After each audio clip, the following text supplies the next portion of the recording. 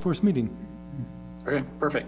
Well, thank you. Thanks for everybody for joining again today.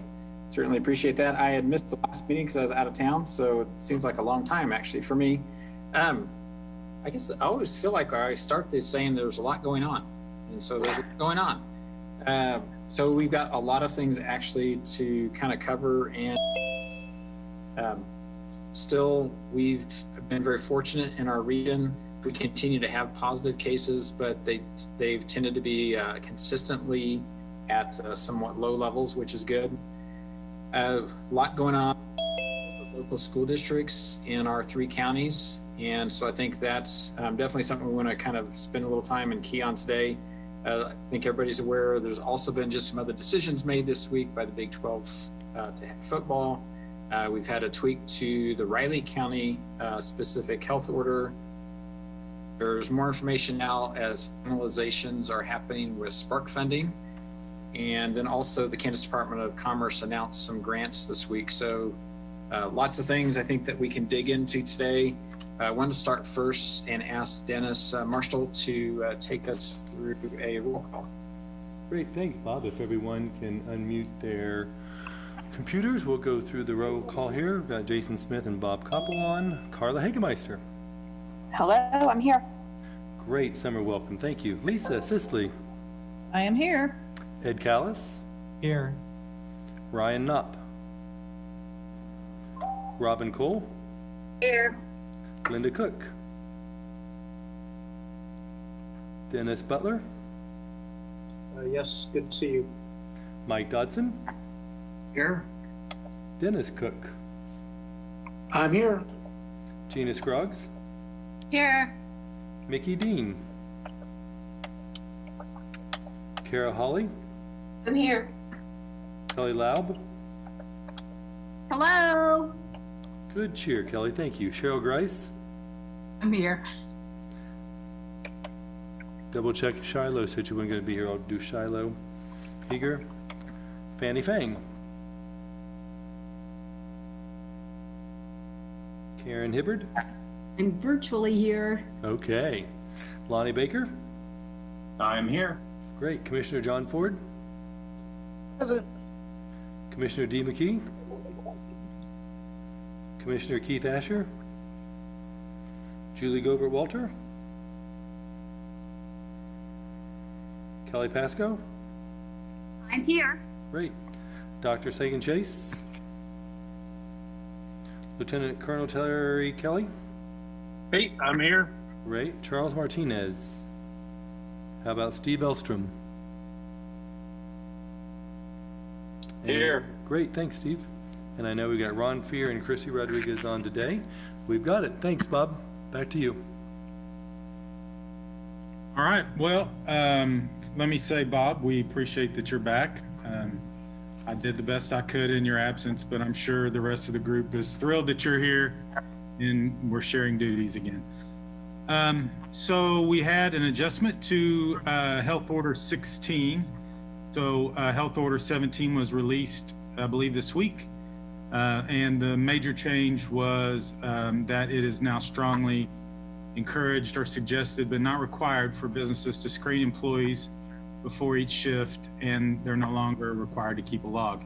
The rest of the items from 16 remain in place.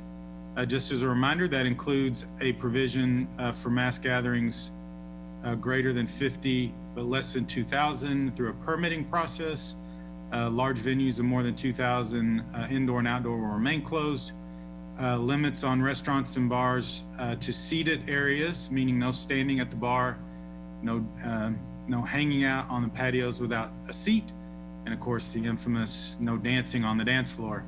And bars and restaurants are still required to stop service at midnight, and customers must clear the premise by 12:30 a.m.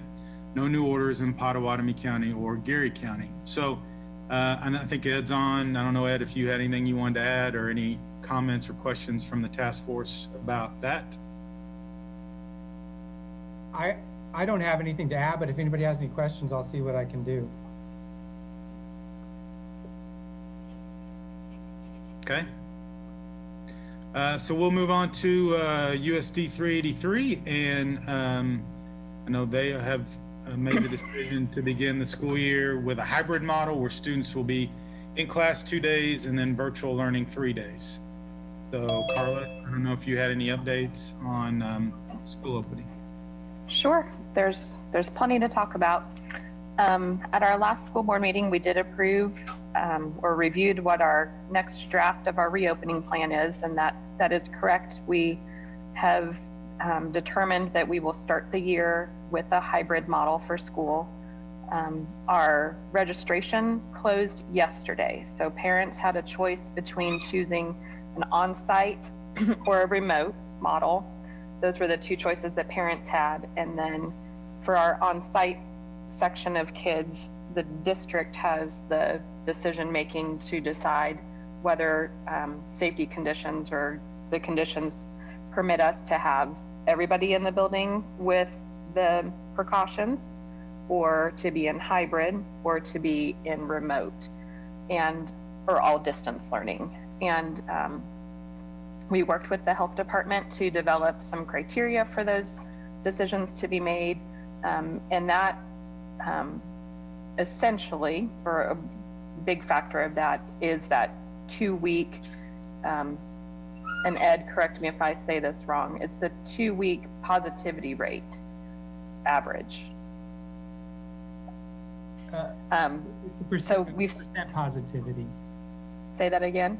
2-week percent positivity rate. 2-week percent positivity. So if we stay at 5 and under, then we've classified that as green, which means that our kids can go to school with masks and social distancing and so forth. If we're above 5, below 10, then we're in that yellow zone, which is the hybrid model. And if we're up above 10, then we are all distance learning. So students would be learning from home. The registration closed yesterday. So today and going forward for the next few days, our IT people will be working very hard to get our students divided into those hybrid groups, the A group and a B group, and they're divided by household. It's not alphabetical. It's going to be through the Infinite Campus, which is our data program. So that will be happening right now, is those groups will be divided out. And then once we have that determined and reviewed, then families will be notified which group they fall into. Our first day of school at this point is August 26th. So that's when our students, at least the first group, would come to school. So 2 weeks from yesterday. Our teachers have already come back. Our teachers came back on August 12th to start with a whole lot of work and training for what this looks like. We moved our kind of professional calendar around quite a bit in order to accommodate them coming in and getting trained on a block schedule, because we've gone to a full block schedule to minimize the amount of movements that kids are making throughout the day, to be trained on Canvas. If you're from the university, from K-State, I think K-State uses Canvas. So it's the program or the platform that teachers can push out assignments and accept assignments back in. And we've had that program, but not necessarily used it a ton. So getting us K through 12, everybody using that same model, that was something that we got a lot of feedback on over the spring, was that, you know, this classroom used this program and this classroom used this program. And so if you had multiple kids in your family, you might have had 4 different platforms that you were trying to monitor to keep track of what your kids were doing. So we're using that feedback from the spring to know, okay, we need to really hone down into keeping things as simple as we can in a situation that's pretty complicated. So our teachers right now are in person or remotely, just depending on the situation. They are doing that professional development to try to get ready to welcome students back. And they are working, I guess I right now want to just express my thanks to all of our teachers, because they are going long days on uncharted territory and are probably pretty exhausted by the end of the day, just mentally, with processing how everything looks different. So that aspect of it is happening. There's a lot to this, so I'll kind of say everything I can think of off the top of my head, and then again, I'm always happy to try to fill in with any kind of questions. We are very cognizant of the fact that childcare is an issue for a great number of folks in our community, that having your kids in school 2 days a week, and then the other 3 days they're learning from home, that is going to be a challenge for families, that we are going to need the community's help to try to address. So we're trying to start conversations or help facilitate conversations around that. I was able to watch a little bit of Governor Kelly's conversation this morning that she had with teachers. She did a Facebook Live this morning at 9 or 9:30, where they had a conversation around that. Part of the conversation included that. And one thing that she talked about was, I think it was the children's cabinet, and I'm not sure who else, but they were talking about the fact that there might need to be there will need to be some conversations around childcare regulations and guidelines, that right now there might need to be some changes in those, because some of our spaces that we could use in our communities, or people that would be willing to step up and help in our communities, are concerned or limited by making sure that they're not in violation of childcare regulations. So what is normally in place to make sure that things are safe and done in the right way and best way just don't necessarily fit really great right now in the midst of a pandemic where we're trying to problem solve. So that conversation is happening locally, but it's also, I think it seems to be happening on the state level. And I'm hopeful that conversation continues to happen, because we do have people in the community who are trying to help figure out ways that they can fill those needs, but collectively we need to come together to help figure that out. I think I'll stop there and open for questions. I'm sure I'm leaving something out, but we'll hit it as soon as you ask me. I do have a question. Carla, this is Robin Cole. Are there any categories of students, and I'm thinking like special needs kids who have intellectual or developmental disabilities, who will be on campus more than just 2 days a week? Or does Yes. that hybrid model apply to them as well?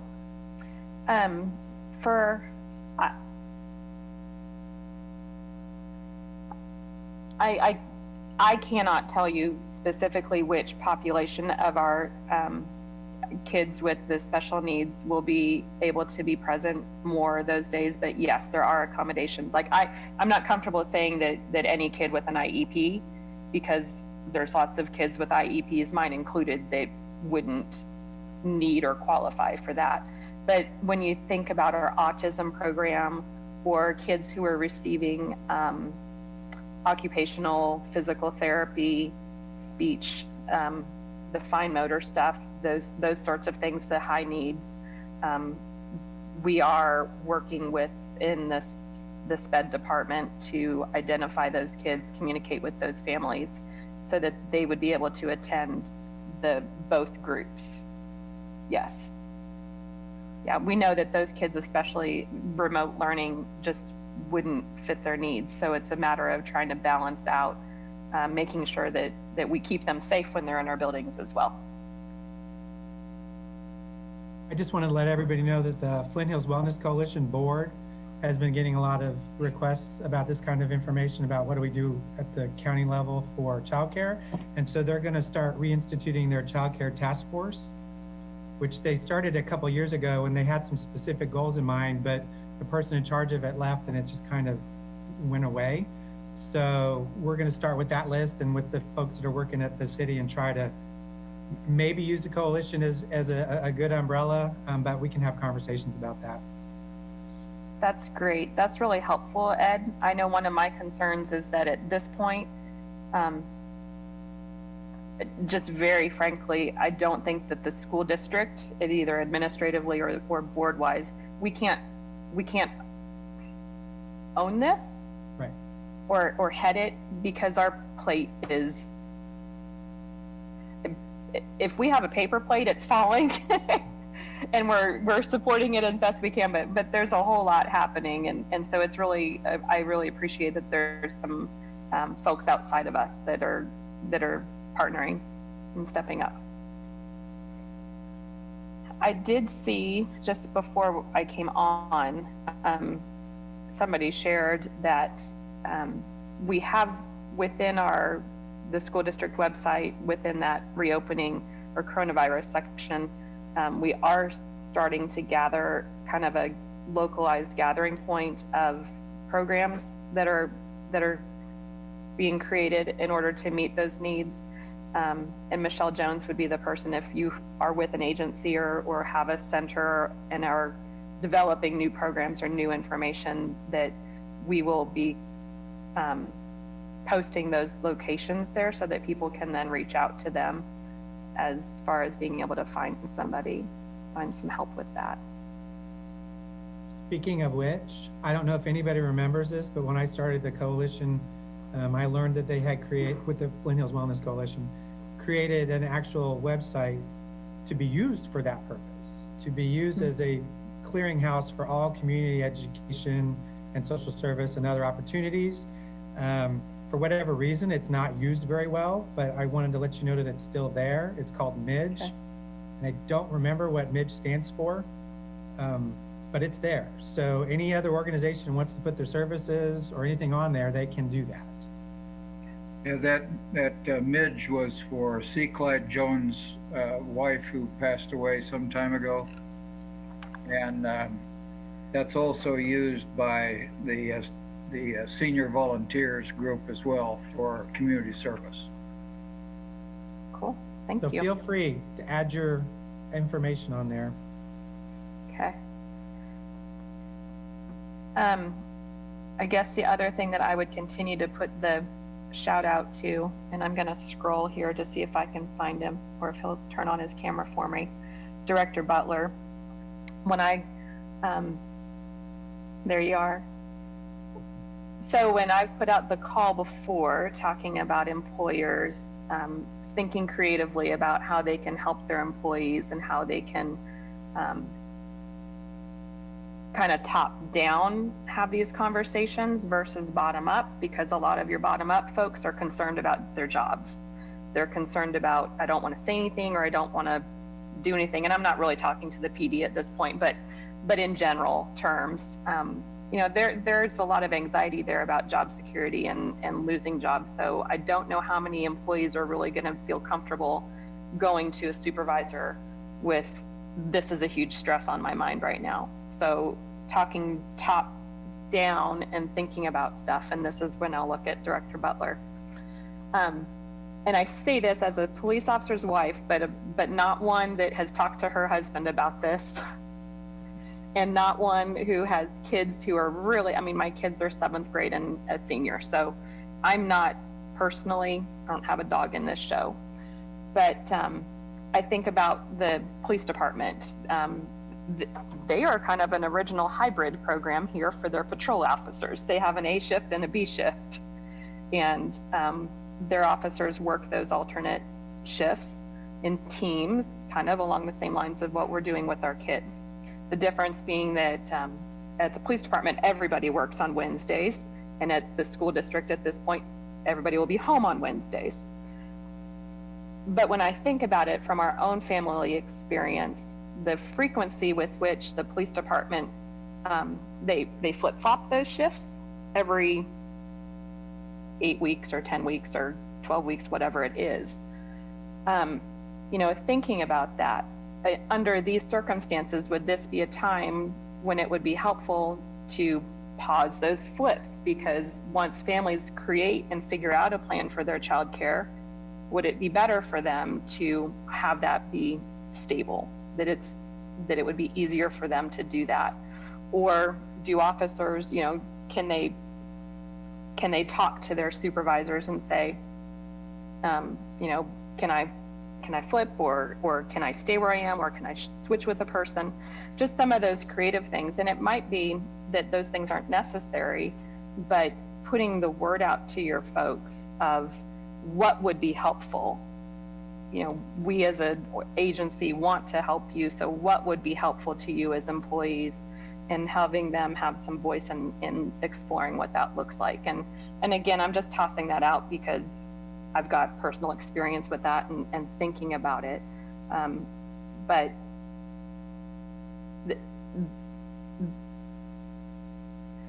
once we're in the hybrid, we're not going to move families back and forth from A to B. It's much easier as soon as if you've ever had childcare issues, you know, once you get a schedule figured out, it's a whole lot easier if you can hold that piece of it steady, because of spots and all that sort of stuff. So the more that we can try to help stabilize the parental end of it, probably the better, just to throw that out there as an example. So I think that's all I had to say on that. Thank you, Carla. We have Tammy Robinson's with us. We're going to go a little out of order here because I think Tammy's got to jump off.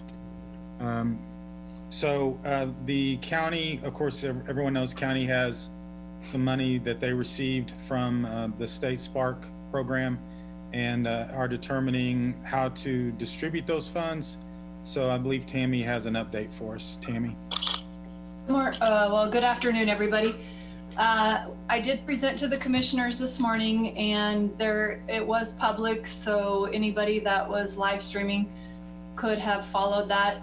There was a commission agenda report that did outline the allocations, and basically what we did is we took Manhattan City and gave them 20% of the funding from Spark, and based on that 20% allocation, it equated to 54.92 per capita.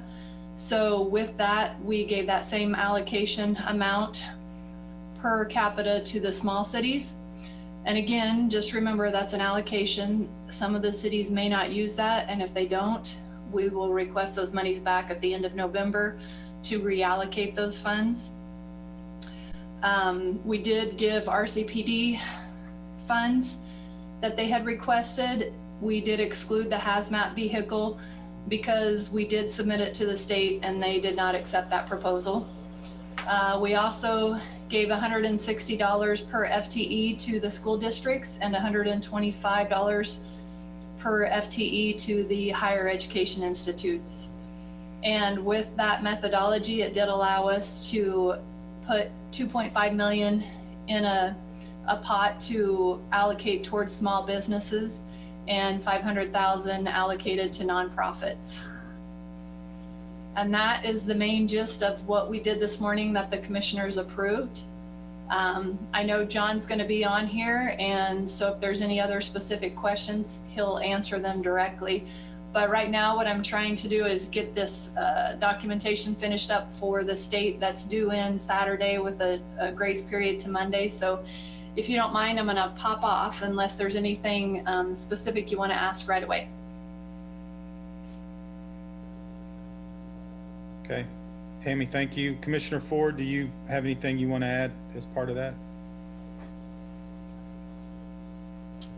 Yeah, I will just say that one of the things with all of this first round funding was basically for some of our public entities, which obviously included our municipalities, school districts, and we have an allocation of a total of $3 million, 2.5 that'll be for locally owned small business programs that Jason, you and the chamber will work through, and then $500,000 for nonprofit businesses that the Greater Community Manhattan Foundation will help administer. So that was kind of the offset on that one.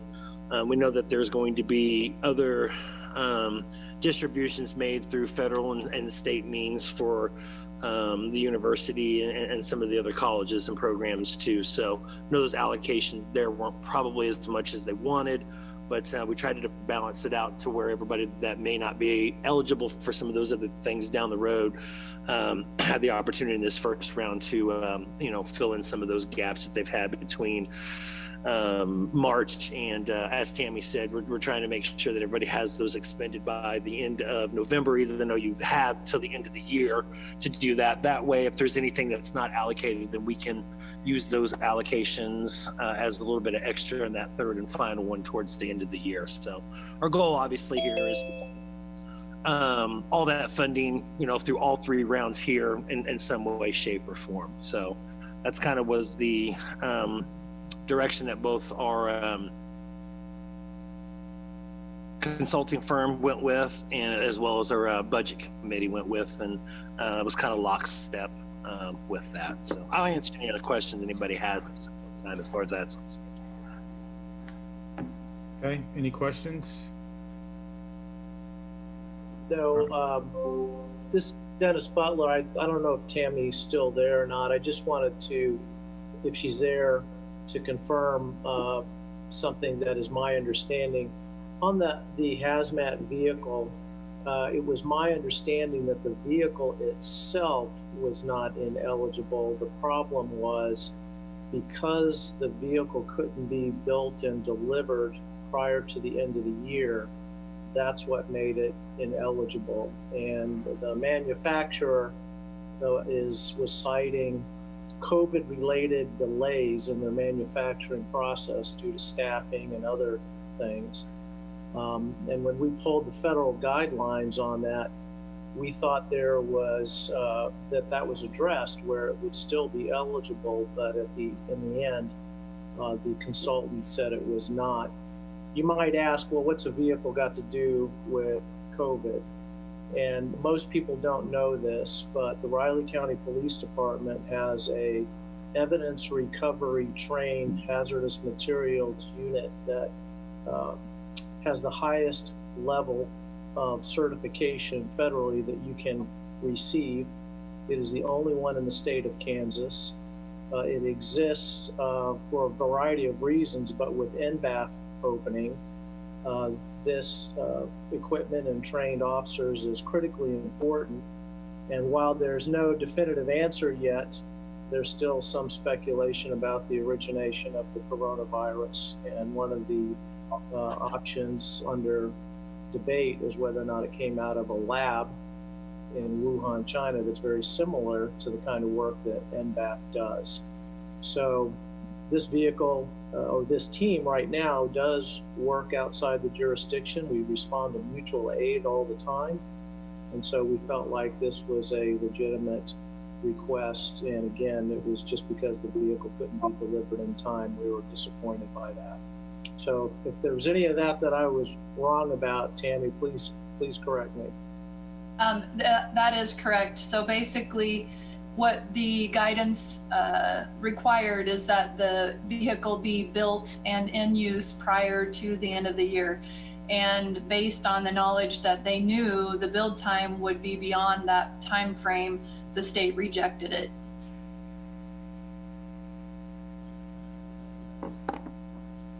Okay. Any other questions before we get back to? All right. Going back to the schools for just a minute. Linda Cook, I know we see a lot of moving trucks in town this week or last week. Any updates on Kansas State, either academically or athletically? No, you're right. Lots of students moving in. We're seeing them on campus. Classes start on Monday. We've got a lot of plans in place, so we feel comfortable that we've dotted all the I's and crossed the T's on getting the facilities set up, having the right measures in place. We're already seeing good participation in the masks wearing on campus. Of course, that is going to be required on campus. Just so everyone is aware, there was an assessment done on all of our facilities this summer, determining what additional steps needed to be taken for the ventilation, setting up the social distancing. So the classrooms themselves will only be about 30% full to allow for the social distancing. There'll be the disinfecting that goes on before and after each class. Hallways are set up for movement on one side or the other, or one-way directions into the building. Things are in place to stop the queuing so people don't queue up inside buildings or congregate in buildings.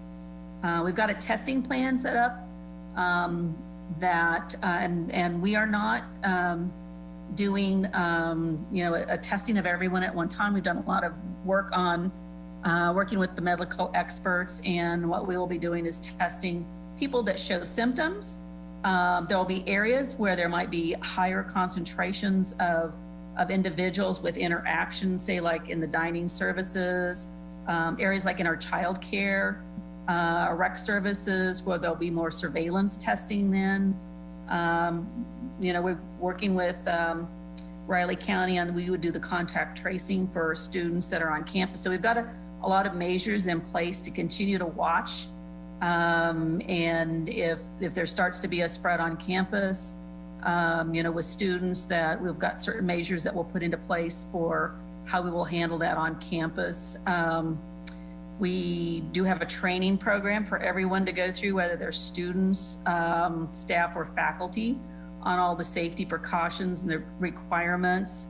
Also included in there is a lot of information on the emotional support and helping supervisors and fellow classmates look out for that in each other, and helping to direct people to resources that can help them if they're struggling with anything, whether it's COVID-19 related or just the stress of starting school again.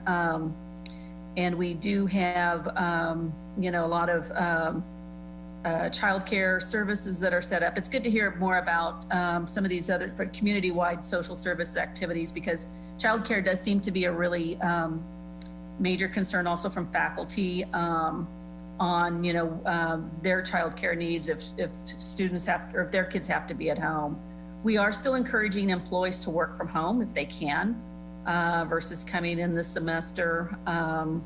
So I think, we've got quite a few of the safety precautions in place. And again, we did take a number of classrooms offline just because of ventilation and not being able to have proper social distancing. Our dorm residence halls will be about 70% full to handle the social distancing.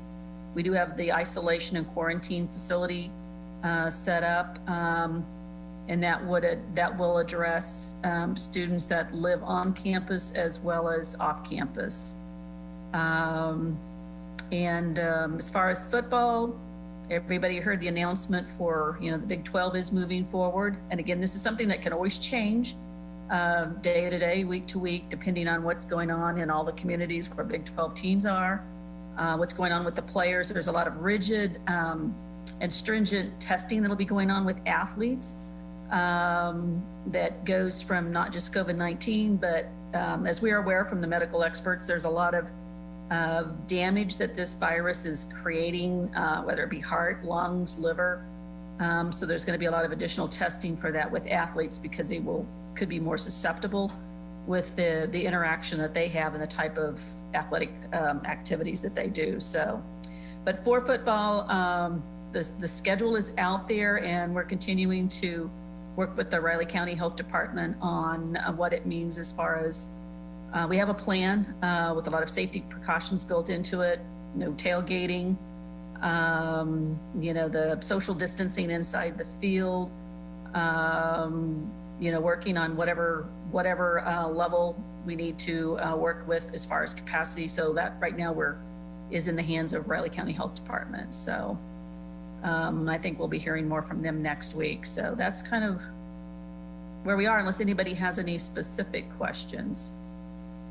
Linda, this is Robin. I do have a question. Do you know, regarding Lafine Student Health Center, are the healthcare services, both physical and as well as behavioral healthcare services that you'll be offering, are they being offered face-to-face, in person? Are you able to use telehealth? in the delivery of healthcare services to students. Just, I'm interested in what the model of service delivery is for K-State students. From what I know from talking with our medical director in the Lafayette director is that they're doing a little bit of the telehealth as well as appointments, face-to-face appointments in Lafayette. But of course, because of social distancing, they'll be limited to the number of people that they can have come in for those appointments. So, but it's a little bit of both. Both the if somebody wants to do something online via the Zoom process or actually coming into Lafayette. One thing they'll do is they get into the testing. If more people are going into Lafayette for testing for COVID-19, that limits some of the things that they're actually going to be able to do in the Lafayette facility. So, but we have other counseling outside of the Lafayette building where we're doing some of the counseling services too. So it's a combination. And everything's a combination. That's in the classwork is going to be a combination also. So even though it's in person with social distancing, quite a few people will be taking that very same class they'll be watching it online while some will be in the classroom. But very good question. But a lot of it will have to be done online or virtual.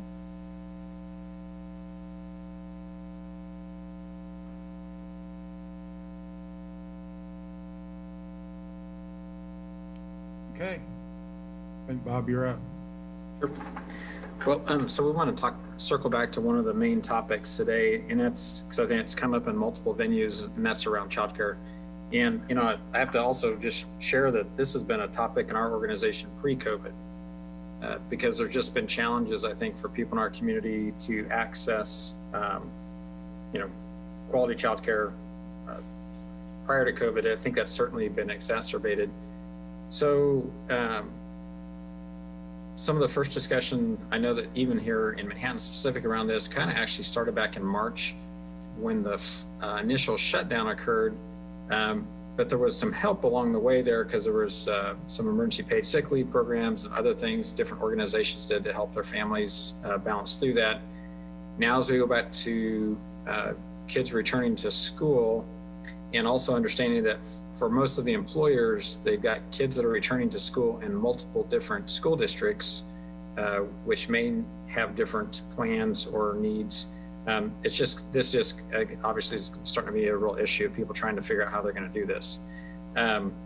So we've got a lot of people in the community. I think that's been referred to prior in our conversation today, but the school board some of our elected officials like the mayor, got other private individuals trying to work. So how do we best connect parents with what resources we have and how do we create resources? So we want to just have some conversation about that today. We had prior to this call, we actually had some conversation with Lisa Sicily. And so Lisa, do you want to maybe kind of frame a few things up and then I'll take us back through some additional questions or things we want some input on. Oh, okay. I didn't know that. I wasn't particularly prepared. I'm sorry. No, you're fine. I mean, I don't. I'm much farther past than Carla is, having to worry about this issue. But I just know that I'm seeing a lot. A lot of my friends are talking. I know that there are a lot of people who are working hard around the community, and there are surveys out there. There are different groups and folks that are trying to help. A lot of public entities have stepped forward to say that they would like to help. It just seems like we need some kind of an organizing entity, a group, and maybe it's the Flint Hills Wellness Coalition. I mean, I wasn't even aware of that. I know about the group, but I didn't know that this was something that they could help with. And so, it just seems like we need, as Carla kind of said, some sort of a clearinghouse or something so that people can understand, what resources are out there. Because families who have means are already organizing themselves with little pods, small groups of families who are going together and hiring someone to come into one of the homes and work with the kids on their school. not everybody can afford to do that. And I mean, I just think we're going to have a lot of issues and a lot of problems if we can't figure this out, just like everybody else in the whole rest of the world is trying to figure this out. But I think that if we can get some kind of an organizing efforts going on, that we can really help ourselves a lot, because a lot of people really want to help. Hi, this is Kelly. I'm just kind of curious, as far as all of this kind of piece kind of coming together, has the public library been in the conversation here to help accommodate, maybe some of the, times that, kids can go and have some instruction at the public library in some way or something of that nature?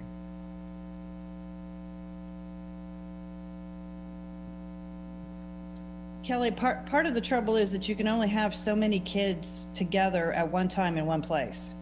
And so organizations like the Boys and Girls Clubs are, they're working on trying to get, last number I heard was like groups of 20 kids that will then themselves have to be split up, I guess, that are in the building together at one point, rotating around. I mean, you can't,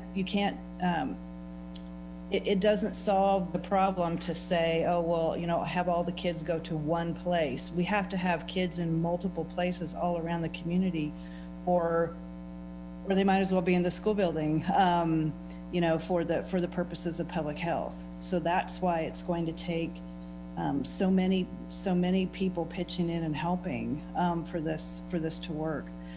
And I would also speak to Carla's point earlier about regulations, and I think we're going to have to be flexible on where we say it's going to be okay for kids to be for a while. It may not be ideal, and those regulations are in place and they're absolutely necessary, but we also have to live in the real world and help figure this out right now too. While I was on the city commission, we did a little bit of work in trying to figure out how many child care centers we had, because availability has been an issue for some time. It's kind of ebbed and flowed in its intensity, but maybe we just ask Ron if there is any capacity on the EOC to use that city information and kind of figure out where we are. And as was said earlier, when Governor Kelly perhaps reconsiders the kinds of things we might need to do in this emergency, perhaps we can get a better handle on the availability of childcare, and then maybe assess who out there is still looking. Good afternoon, this is Ron Fear, and appreciate that recollection there, Mike. And so the data we have from that would be quite a bit dated relative to what's available today, but probably could be updated without too much difficulty. I think one of the things that, as Bob had mentioned early on, we had childcare challenges pre-COVID, just in availability and numbers and workers and spaces and spots, and certainly some of our child care facilities have been impacted by COVID and having to be disrupted and from some of their workforce that has been impacted. So it's more of a challenge today, but I do know, and maybe Ed could speak to this a little bit, because I've seen some email traffic that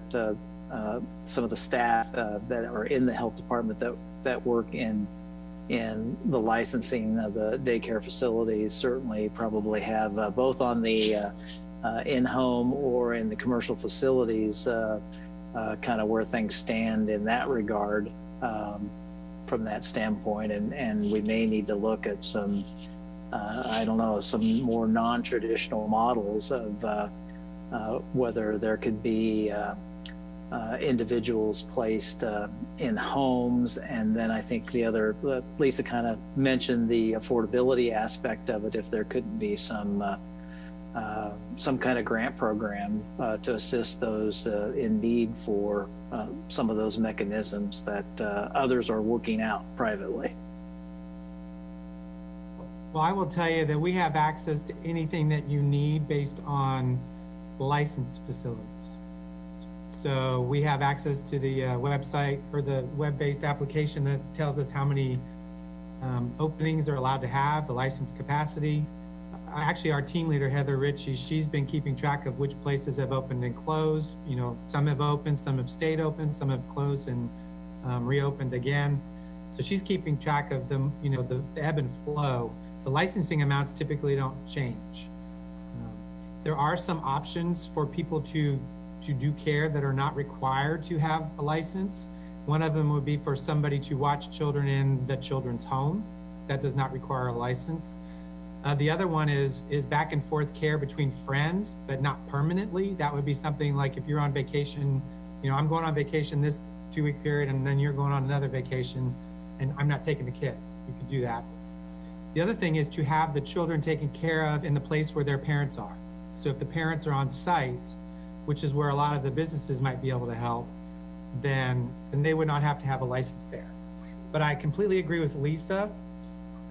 This has to be looked at the state level, and they're gonna have to give some to be able to do some of the other things that we've potentially heard as options.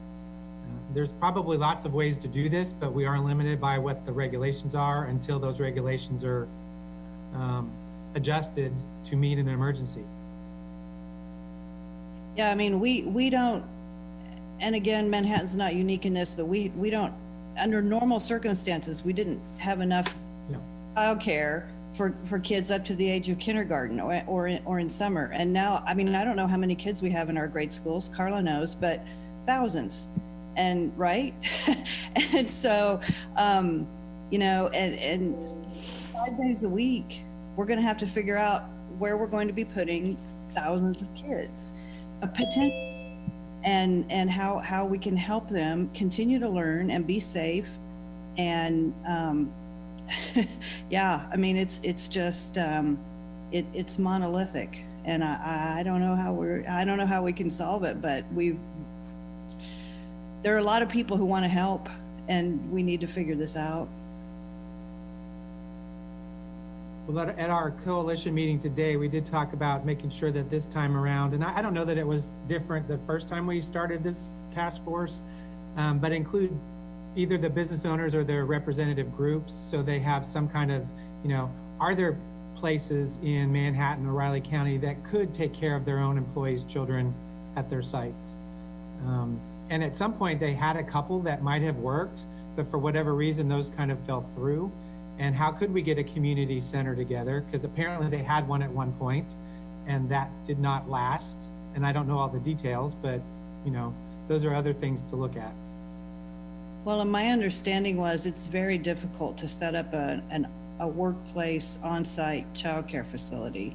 I mean, unless things have changed a lot. My husband looked at doing that years ago when he was with a long-term care facility, and it was mind-boggling. They had to abandon it. I mean, you know, again, it's just, you know, it's the issue of regulations and flexibility and what can we make work right now.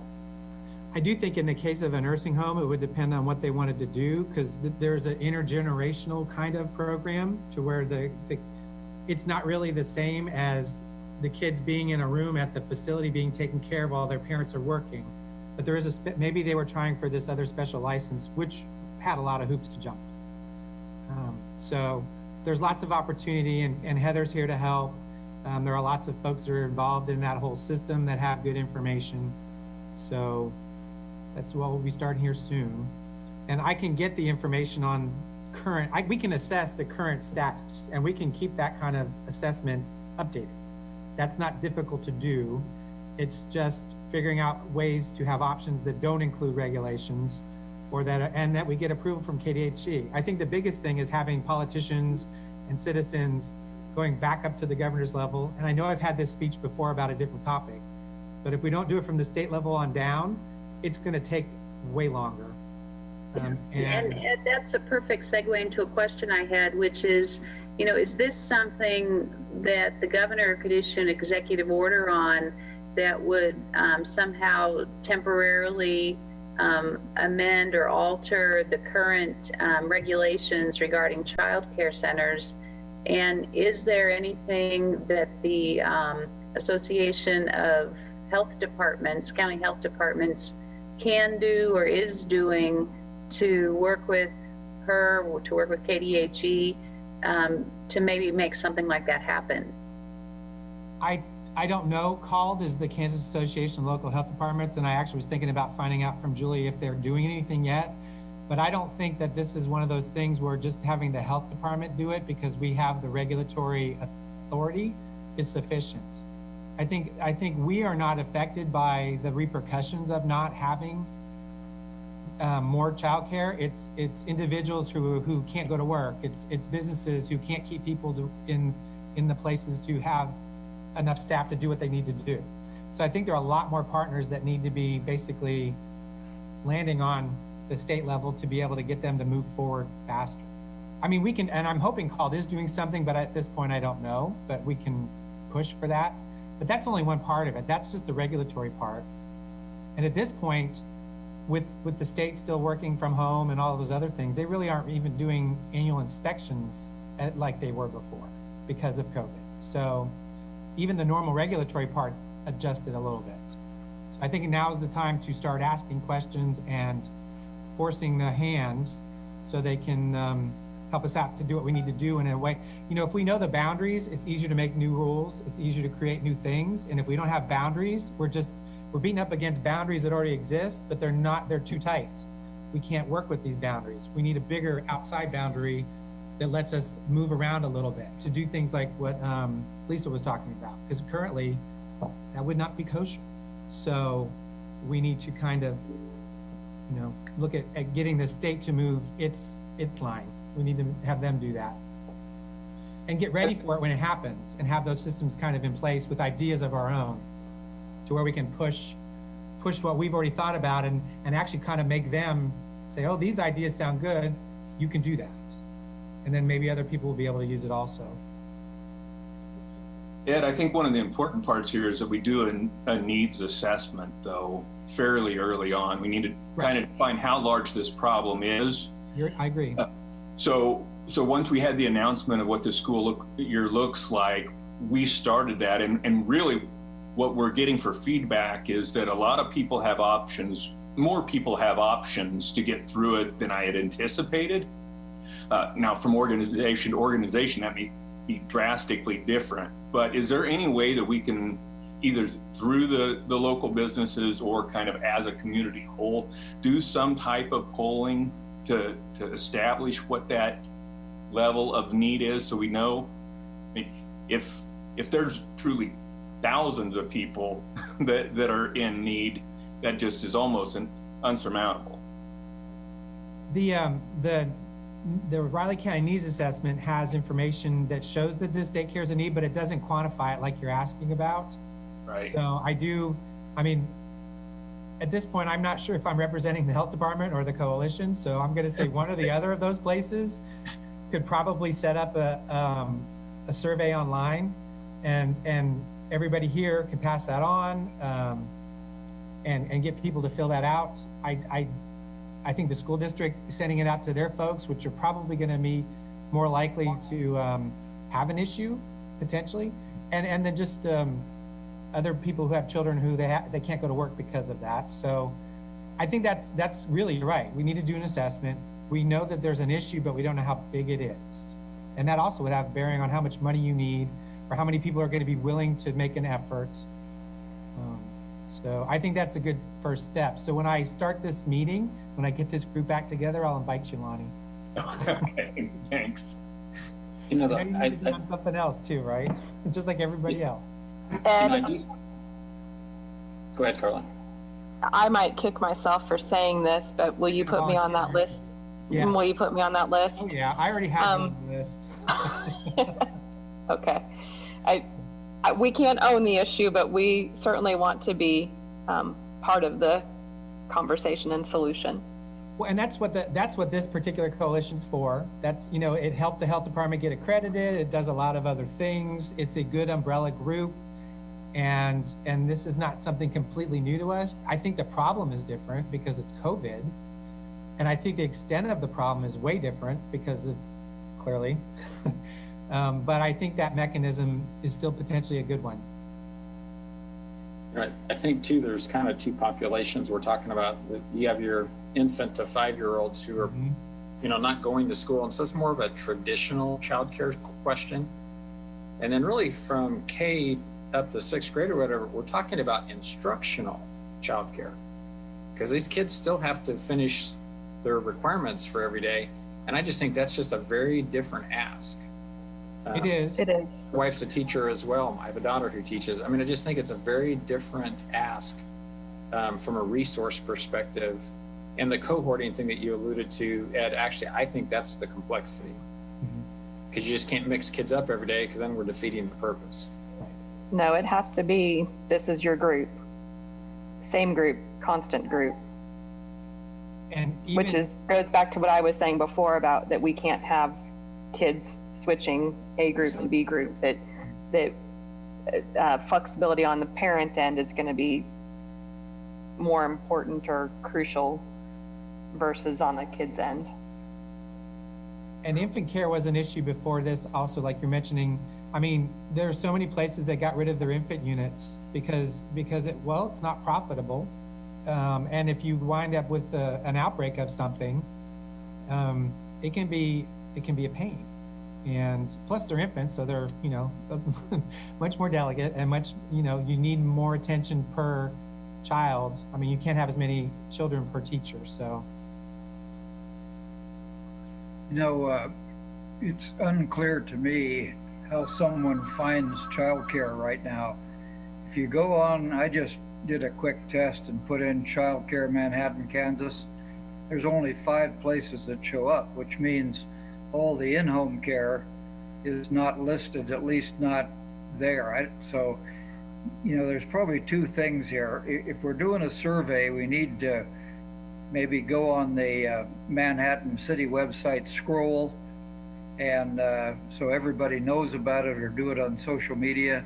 By the same token, go on social media to post what Ed just said. In other words, you've got traditional childcare, or institutional childcare, you've got in-home care, you've got some provisions that people may not know about, like this.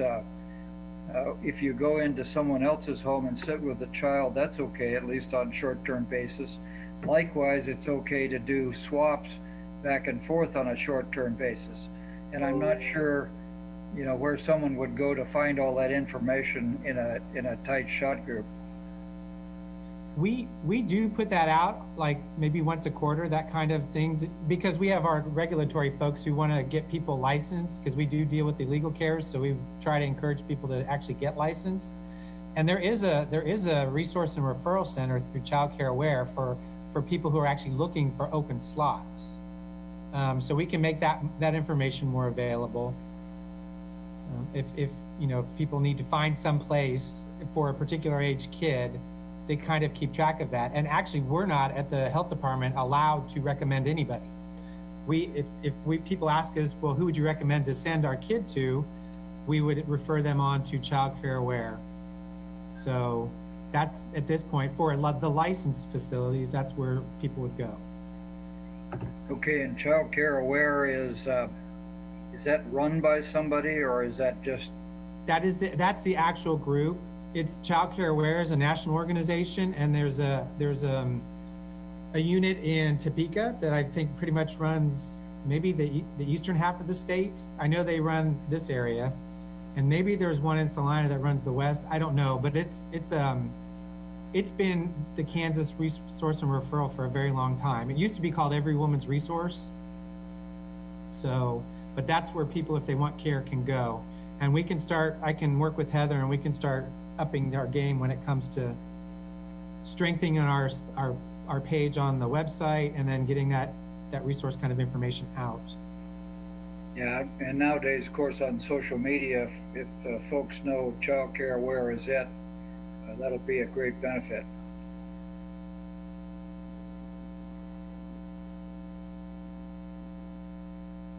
I guess I'd maybe take us back though. I mean, again, maybe this is just me. I just see that's two distinct populations. And then probably the third population is the middle school, high schoolers who might have need for tutoring or assistance or just monitoring, for lack of a better term, to make sure that they're doing their assignments while their parents are working.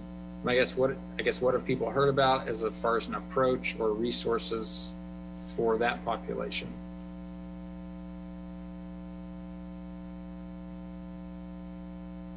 Here's the best I can give you, Bob.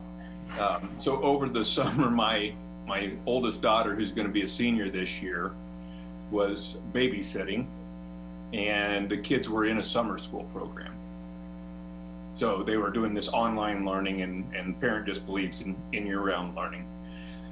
And it was a lot of work for a high school student to be able to keep kids on track, but it was doable. I don't know who all out there will be available. I don't know if we end up with college kids that are doing remote learning, if that frees up some of them. But I do think we're going to have to look at some people that we probably traditionally wouldn't have looked to support those younger kids.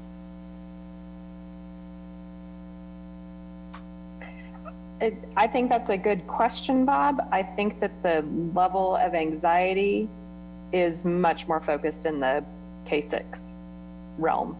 I mean, and I'll even say that as a parent of a 7th grader and a 12th grader, we're going to have to figure some stuff out, but I'm not anywhere near as concerned about that situation as I am for the kids that need.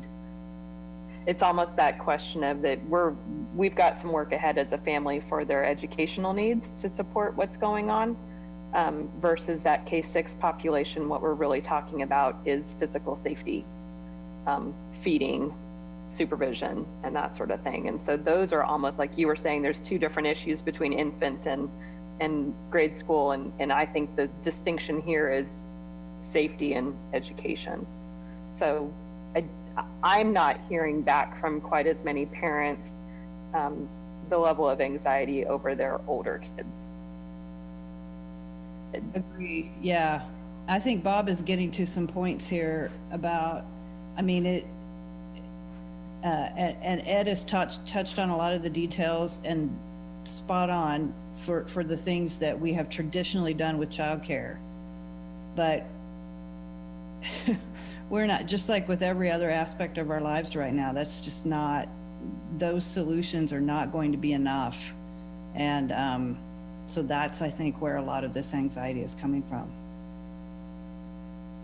And I don't want to say that the educational component isn't important, and I'm not concerned about that. And if there weren't somebody available to help, I mean, there's always a need for tutors or for extra support for kids. So I don't want to negate that. But when I try to prioritize where the anxiety is and where the crunch is for us to really focus efforts, I would say K-6 is still the heightened area. And so, Carla, that online component, is it similar to what we would see? So like what my friends' daughters were going through this summer, is it that, or is it a more engaged, the teacher's actually communicating the whole time? Not knowing what your friends' kids did, I don't know that I can really fully answer that. But our students who are going to be, not our students who have chosen remote, because that's a whole different aspect, but our hybrid kids. So the kids who are on site some of the time and learning from home some of the time. There will be material from their teachers and there will be daily contact from their teacher. It will not necessarily mean that I'm getting onto my computer or my senior's getting onto his computer at 8 o'clock for this class, and then at 9 o'clock for this class, and at 10 o'clock for this class, and having that everything happening from home, synchronous type of learning. Much more rigorous than it was in the spring, but not necessarily a live teacher having a conversation the same way that we're having a conversation. Okay. So, And a lot of that is still being built out. I will say that as well. I mean, that's the beauty of having our teachers in the buildings right now, to be kind of trying to front load as much material as they can so that they kind of have a head start, because new territory. sure. So some of it will be self-paced though. And so really then, yes, in that K through 12, it's going to be important to have somebody there that just helps to keep the kids on track. Yes. They may not necessarily have to be a teacher, but Right. they're having to keep the kids really engaged with the program. Right. And our kids, when our kids are learning from home, on the days that they're home, there's a daily learning log that parents have to sign off on. I mean, there's going to be some things that will hopefully help tool-wise parents stay on top of it, that they're looking every day. Did you do this, or did you spend time doing that? And that was also part of that decision towards making sure that all of our families and teachers are using Canvas as that learning system, because I can go into the Canvas parent portion of things and I can look at my students' assignments. I can look at Emily's assignments for each of her classes. I can see what she's been instructed to do and then what she's turned in. And then I can flip over to Jacob and I can look at his. So going into, instead of having 5 different systems, having one system that is applicable to all your kids was an important part of getting things streamlined for parents to be able to be more closely involved in knowing what's happening on a daily basis. Thanks. You know, Lonnie previously made a really good point, which is just about quantifying what the need is, and the point about how people are able to identify resources that maybe they wouldn't have previously been able to. And yet we do know that there have been significant child care access issues in the city of Manhattan for a long time, for years, maybe even for decades. And so it seems like we have a situation that was already difficult, that's made more difficult because of COVID. And I think we're going to see the conversation change in the coming weeks. You know, I've already had employees who have asked, you know, can I work from home and teach my children at the same time? And these tend to be parents of younger children who aren't sure what they're going to do for their kids' educations, given that, you know, that they're going to be studying from home. And so I think that the concern I would have would be whether we have parents who drop out of the workforce because they can't find childcare for their children, or can't arrange for people to tutor. And this is just a statement of the dynamic that we're in. It's not due to any fault of anybody. You know, we can lay it on the feet of COVID-19, but I am concerned that we may see that it'll be increasingly difficult for us to be able to fill some positions as an employer when we have people who do choose to stay at home because the resources that they need aren't there.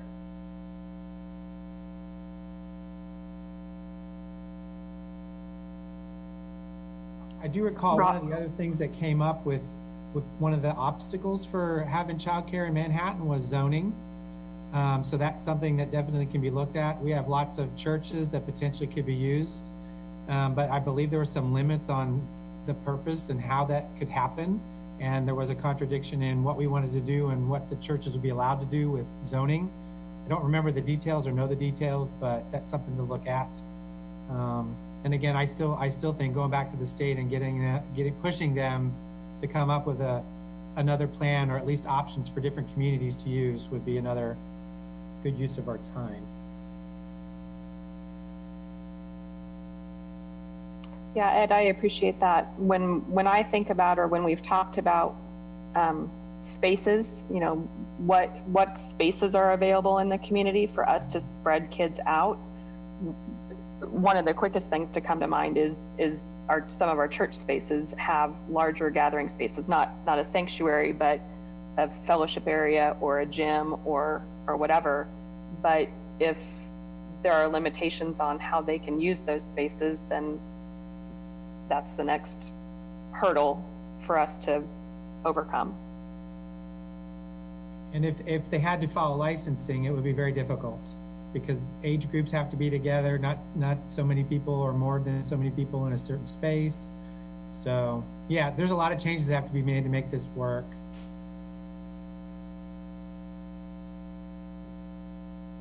All right.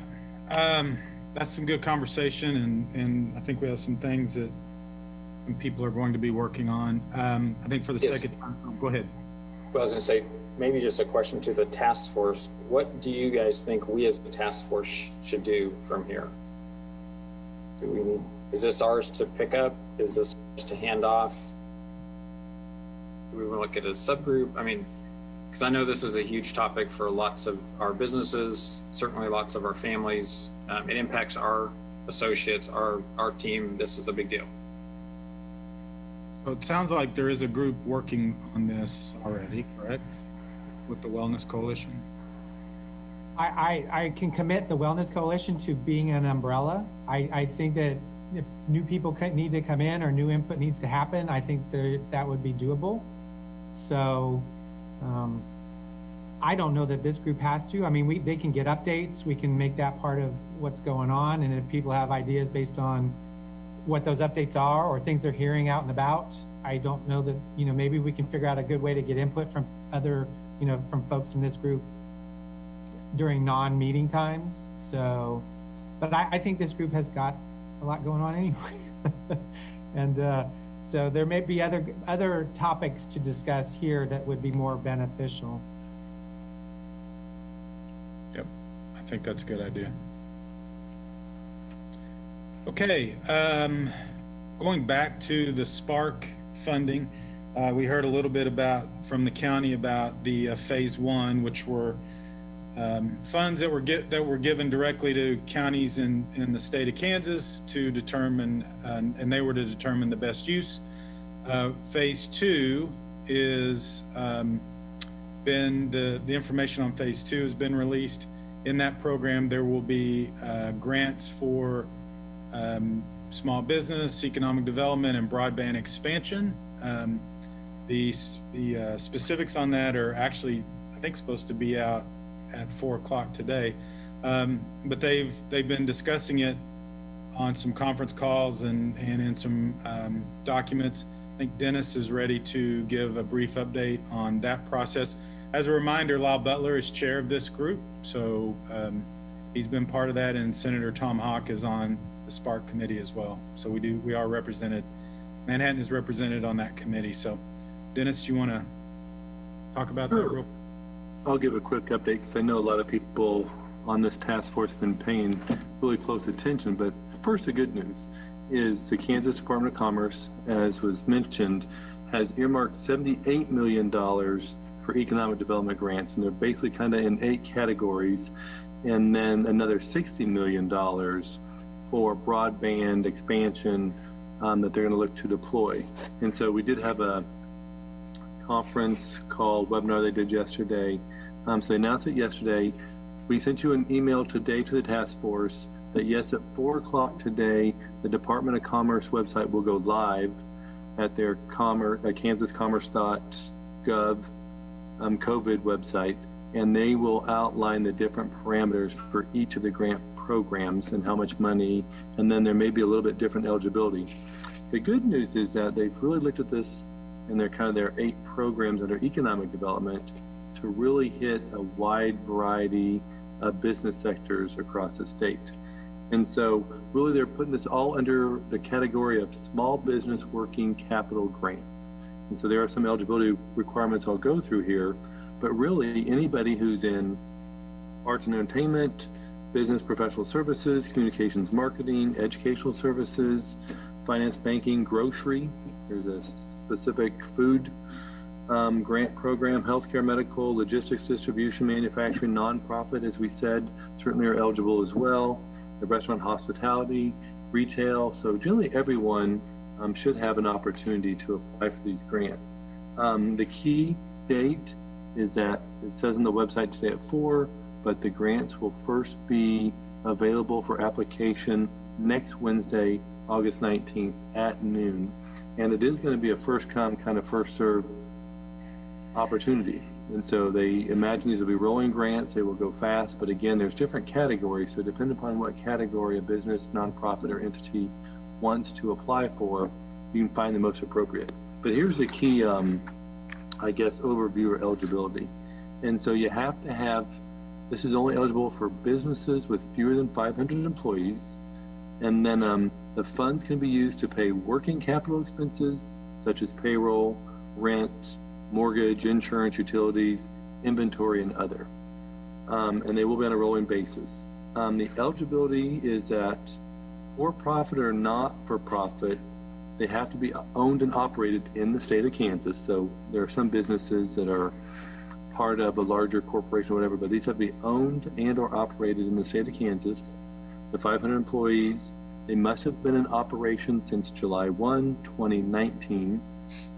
They must be in good standing with the Kansas Secretary of State's office. And here's some of the drill down. Must be able to demonstrate a loss of at least 25% of gross revenues from January 1, 2020 through June 30, 2020, as compared to the revenues of July 1, 2019 to December 31, 2019. So you'll have to be able to justify there was a 25% business loss. Also, businesses must plan to use all awarded funds exclusively for working capital expenses. You have to document that and be able to articulate how the funds will be used.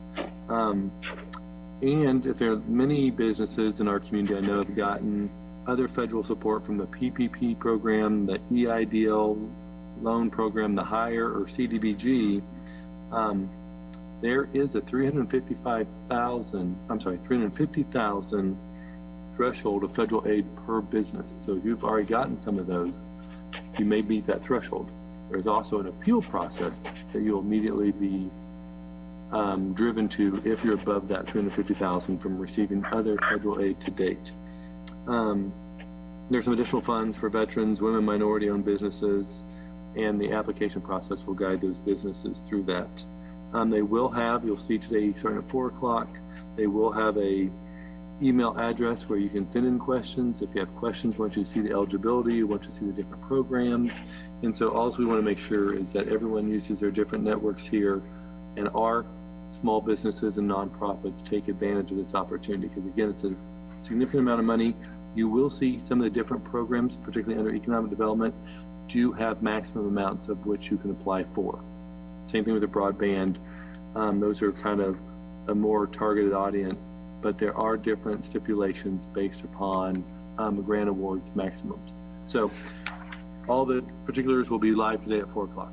So just want to make sure everyone knew that. So this is good news, but it's going to go quick, and hopefully we'll have a lot of interest from Manhattan nonprofits and the business community. Jason? Yeah, so I would just add to that, it is this large amount of funds. It will go very fast. They said they're expecting over 10,000 applications for the funds. So I would encourage everyone to be ready to submit your application right when the time is open next week. If you have any questions or need some clarification, certainly feel free to call our office. Our economic development team is making sure they understand the process so that they can help our local businesses apply and have the most success. So call us 776-8829.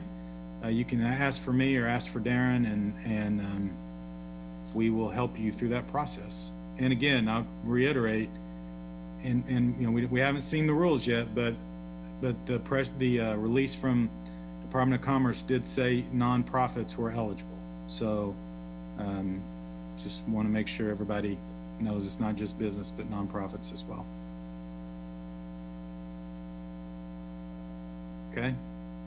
Dennis, while you have your screen up, why don't you give us an update on the Safe and Open initiative? Actually, things are going great. Thanks to everyone for getting the information out. There's been some media interest in this. To date, we have 94 businesses that have taken the pledge, 35 individuals, and even the Flint Hills component of this, we have 2 businesses outside of Manhattan that have also taken the pledge. We're now getting our marketing materials in. The little, what we call this is our button or sticker, so anyone who does the Safe and Open can put that in their window.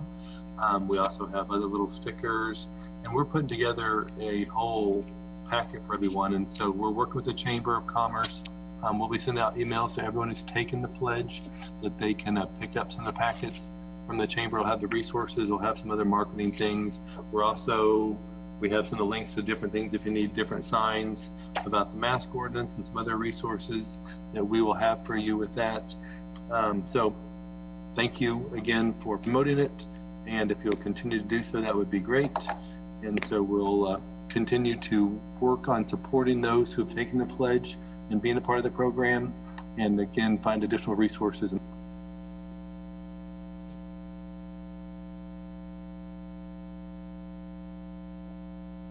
Okay, any comments or questions for Dennis on actually any of those subjects? All right, Bob? So we wanted to have some time today on the agenda just to, I guess, kind of pull the group and see what other topics or issues that you feel like we need to get on our future agendas and work on. So just want to have a chance just to get that input from people, and that may have been generated by part of our conversation today or previous meetings, or just things that you're hearing from your peers or folks that you work with. Hi, this is Kelly. This might be just a little bit off topic here. I as well listened to Governor Kelly this morning when she was addressing some of the school districts. And at the end of her conversation, she just wanted to put out a gentle reminder about everybody filling out their census forms and getting that sent in. So I was, thinking that maybe, Carla, you might be able to address that through the school district, just to kind of get that information out to parents to make sure that they get that information. Because I guess they moved the deadline up to the end of September, rather, I think at the time it may have been October.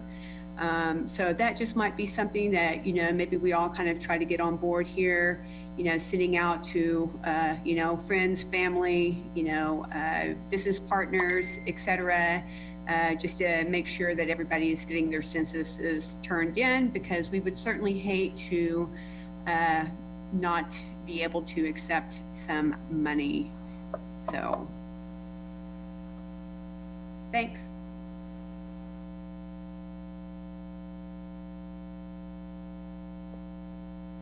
Dennis Butler? Bob, not for future agenda. I apologize. I had to step away for about 10 minutes, but I wanted to go back to the daycare discussion. I happen to be familiar with a daycare. Let me back up. This morning on KSNT, I saw a piece, somebody else may have seen that too, where they were talking about the number of daycares that have closed or are at risk of closing due to revenue losses and loss of staff. So unfortunately, it seems like that situation is getting worse, not better. But I am familiar with one daycare, and I'm not going to advertise them, who mentioned to me they're basically an early learning center, so it's basically pre-K. They've lost a lot of customers, so they have lots of space, but they're getting inquiries from current customers and from new ones about having a space or a place for their older children to go and do their online or virtual learning on the days they're not in school. So these would be parents that have to work. They don't have somebody to watch them at home. And so they would like to use this facility and have somebody monitor them separate from the regular population to so their kids can go to school online.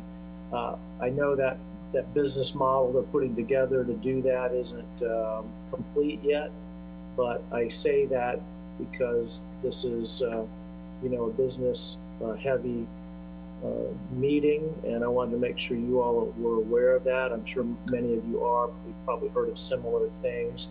I want to make sure others heard about that possibility, and if you're familiar or associated with a daycare or an early learning center, that's something maybe you could suggest to them so these kids can have a safe place to learn while their parents can earn a living.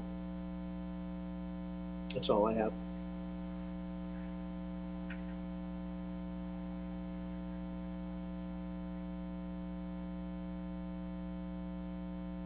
Hey, Bob, this is Mike. I've got a question that group and I were kicking around last week.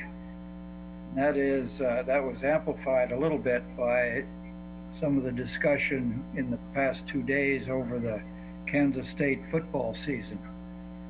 And that is, how do we control not only the students coming back, but the number of people who might be coming from all around, particularly the region, going into the stands at the football game. One of the things that was mentioned both by A.D. Taylor and by Coach Kleiman was that the Riley County Health Department would be primary in making the decision. Now, having been out at Fort Riley, just to give you an example, that's on federal property. And so the number of things that Gary County or anybody else can dictate on theirs is somewhat limited. Similarly, Kansas State University is on state of Kansas property. So I just want to make sure that someone's thought through who's really going to be making that decision before we get to the first game, which is not all that far away. Hey, Mike, this is Linda. I can assure you a lot of planning is going into this. Athletics has put a plan together that does relate to, you know, being able to, I mean, essentially they'll end up having to resell all the tickets. So there will be a way of knowing who's coming in based on the ticket sales. Now, if those tickets are handed off to someone else, I mean, that will create a little bit of a change there. But there is a plan that has a lot of the execution that deals with the social distancing. Again, the tailgating was a big issue, but that's where they've determined that tailgating will be prohibited, and that will be controlled by Kansas State University police on our lots that belong to athletics and in the satellite lots that we have across the street there across North Kimball. There will be personnel that are set up to work inside that stadium that will enforce that social distancing and stop the congregating. They've got the food system plan worked out.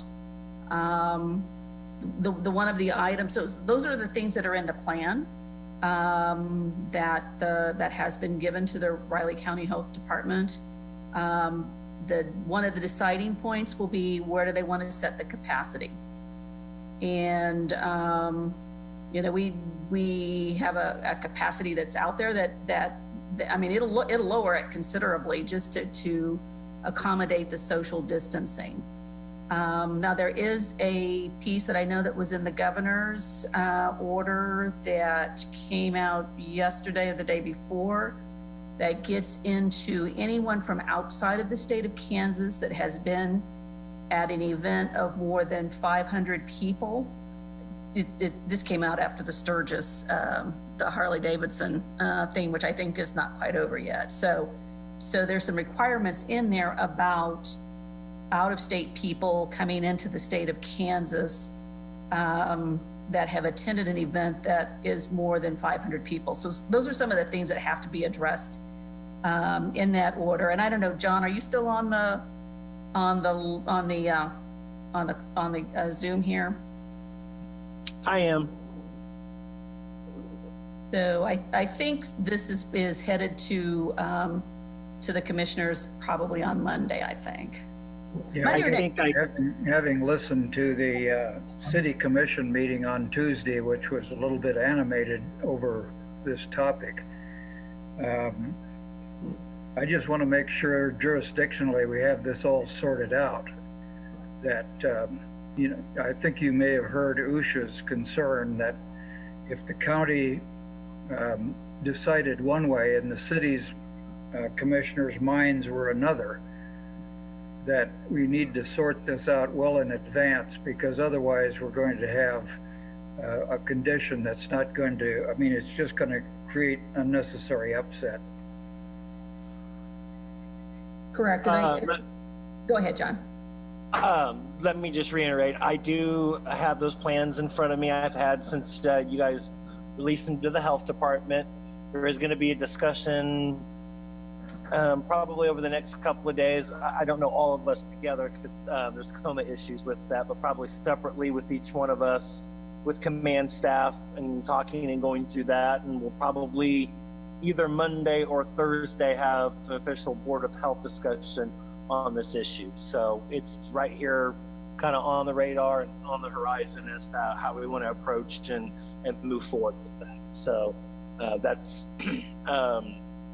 what I know at this point in time. So we actually have that conversation and see where everybody's at. I don't know where it'll officially be, but that's going to be happening here pretty quick. I think we were kind of waiting to see for sure what all this talk with the conferences, what they were going to do and not do. So we probably would have already had the conversation, but we kind of waited for that first. And when the Big 12 kind of made it official that fall sports were going to be allowed, then obviously now's the time to have that conversation. Yeah, John, I just encourage you to the extent you can to tuck Ron and the commissioners into that discussion in some way. Yeah, we'll have that discussion as the Board of Health, and I would assume there'll be some pre-conversation led on to that, but we can't do it all at once, at least unless we do it in a public meeting. So that's going to happen potentially Monday or Thursday, I would probably assume. Okay, thank you.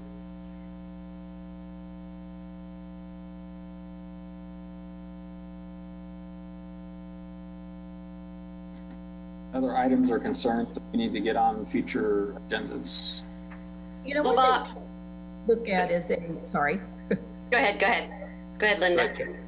Because I know everyone is concerned with schools back in session and with the K-State back in session, that there will be an increase in positive cases just by the activity that's taking place. So maybe something that would be helpful is just taking a look at some of the county statistics, and maybe not a lot of detail, but just showing where we are and what are those statistics telling us? Are we doing the right things?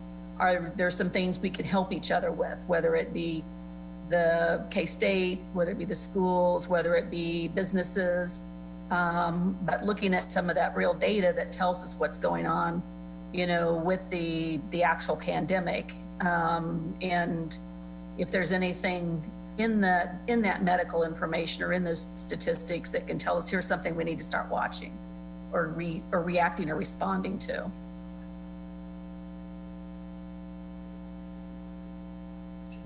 Okay. Kara, were you going to ask? Yeah, I just wanted to, this is going back to the safe and open discussion. I want to say thank you to Christy Rodriguez for all of our hard work on the Flint Hills Safe and Open. And I don't know who all put that together, but I really appreciate it. It's going to be ready for us to launch next week. We'll get our stickers ordered, kind of partnered with the City of Wamego and the City Commission on this. And City is going to purchase the first $100 worth of stickers for us. So we will get that out to all the Flint Hills area businesses that I have contacts for. So if anybody does know of some Flint Hills businesses or individuals who need to see that, please let me know. But I appreciate it again, Christy, and whoever was on that team with you did a great job. Thanks so much. Sure, yeah, absolutely. Thanks. It was Vivian and Teresa with the City of Manhattan They did all the heavy lifting. But yeah, Kara, you helped get the word out through the Tourism Coalition. So thank you for that too. Yes, you're welcome.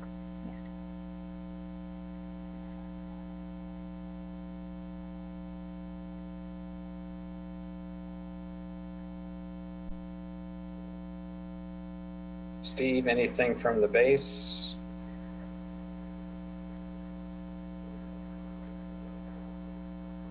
Sorry, I had to unmute. Hey, I don't have many updates of note. We are in a period of transition. We've got our new garrison commander, Colonel McCanney, of about a month ago, and tomorrow Major General Sims will assume command of the 1st ID in Fort Riley. I do know that COVID is a priority. As soon as he's gone through a reception after that ceremony tomorrow and has lunch, he sits down for a meeting on that topic. It's his first one in the chair, in the position of commanding general. So I don't know what his posture will be towards policy making or anything like that yet. We'll all find out.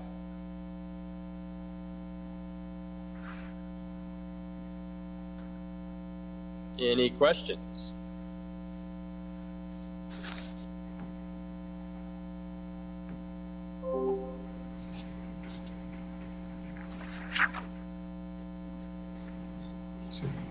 Jason, I think we're ready to wrap up. Okay. Well, I appreciate everybody being here today. We are scheduled to meet again in 2 weeks.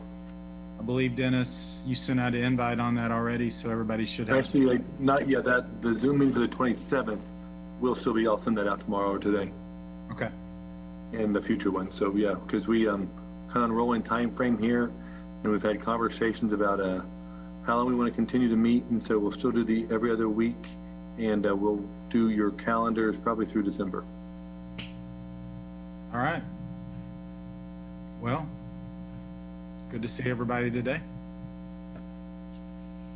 All right. Have a good day. You too. Thank you. Hi, everybody. Thanks. See you, Kelly.